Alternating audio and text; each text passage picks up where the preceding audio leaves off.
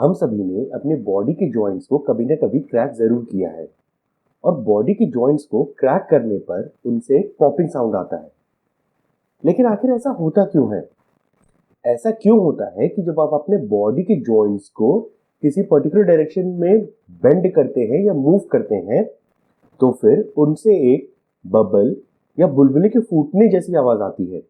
Body के joints को crack करने पे जो पॉपिंग साउंड आता है उसे समझाने के लिए साइंटिस्ट ने कई सारे एक्सप्लेनेशन दिए हैं।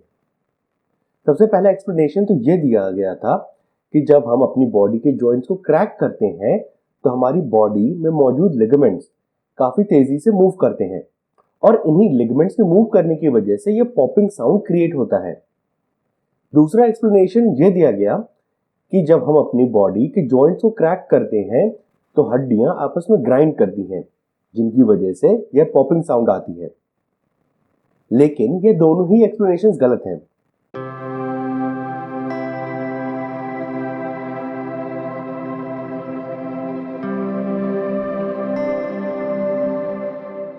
हम अपनी कलाइयों और उंगलियों को सबसे आसानी से क्रैक कर पाते हैं, लेकिन काफी सारे लोग अपनी गर्दन, अपनी पीठ और अपने शोल्डर्स को भी काफी आसानी से क्रैक कर लेते हैं।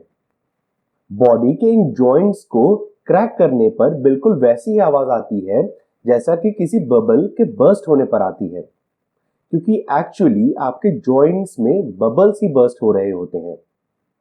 हमारी बॉडी के इन जॉइंट्स को सिनोवियल जॉइंट्स कहा जाता है और इन जॉइंट्स के अंदर एक फ्लूइड प्रेजेंट रहता है जिसे कि हम सिनोवियल फ्लूइड कहते हैं।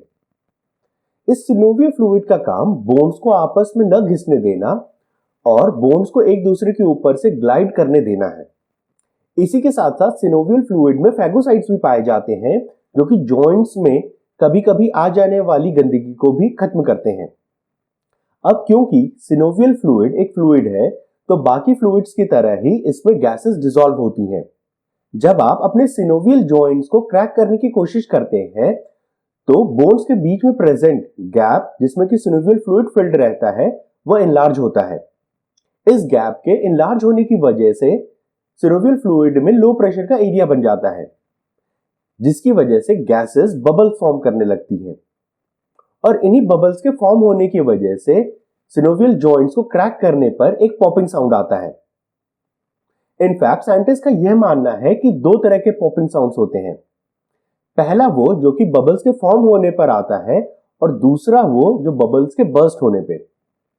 और क्योंकि यह पॉपिंग साउंड सिनोवियल फ्लूइड में डिसॉल्व्ड गैसेस के बबल्स बनने और बर्स्ट होने की वजह से प्रोड्यूस होता है, इसीलिए आप एक ही जॉइंट को लगातार क्रैक नहीं कर सकते, क्योंकि एक बार क्रैक करने के बाद गैसेस को दोबारा डिसॉल्व होने में थोड़ा टाइम लगता है।